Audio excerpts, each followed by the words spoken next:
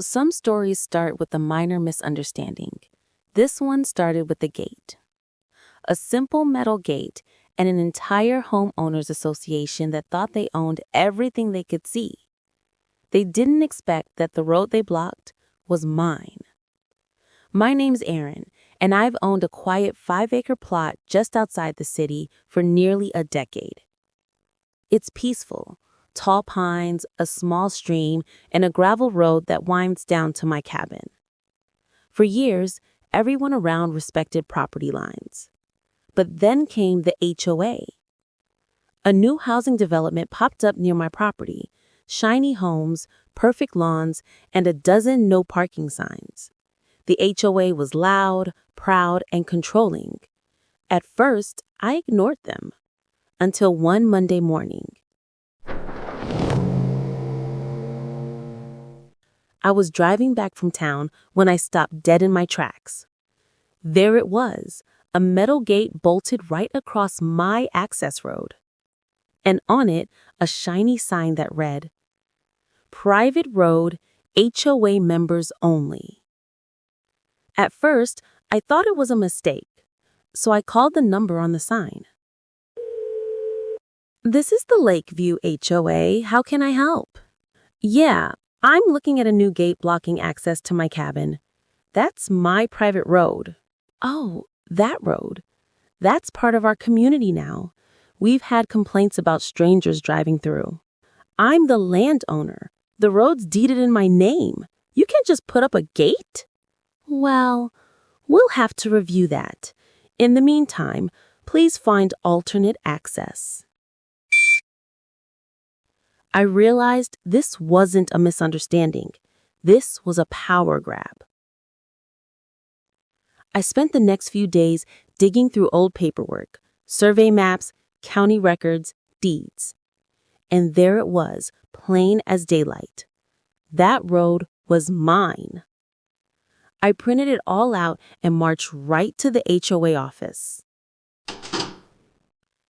"I need to speak with whoever put up that gate." "Sir, please calm down. No, you're trespassing on my land. Remove the gate immediately." We'll have to bring that up in the next board meeting." I realized they were hiding behind procedure, so I called my buddy, Jake, a sheriff's deputy. "Let's go pay them a visit." I realized they were hiding behind procedure, so I called my buddy Jake, a sheriff's deputy. Let's go pay them a visit. People love to change their tune when they see a badge. That weekend, Jake and I drove up to the gate together. Sure enough, a few HOA members were standing there, clipboards in hand, like security guards of suburbia. "Afternoon. Who's responsible for this gate?" I am. We're enforcing neighborhood safety regulations." "Ma'am, this road is registered to Mr. Aaron Lewis. You're illegally obstructing private property. That's a criminal offense." She froze. Then, without a word, she turned and walked off, phone pressed to her ear. The rest of the group, they followed her, like pigeons scattering when the lights come on. Within a week, the gate disappeared. No apology, no letter, just gone. But I wasn't done. I filed a formal complaint with the county and requested a survey verification. The inspector confirmed it. The HOA had built part of their fence on my property line. "They're lucky you didn't press charges. You'd win." So I sent one final letter to the HOA. "To the Lakeview HOA Board. This is to inform you that the road, fence, and land in question are legally owned by me. Any future attempt to restrict access or alter the property without my consent will result in legal action. Respectfully, Aaron Lewis." And that was that. Funny thing, a few months later, one of the HOA board members called me. "Hey, Aaron, sorry about what happened. Some residents were hoping to get access to your trail. It's great for walking." "Oh, sure.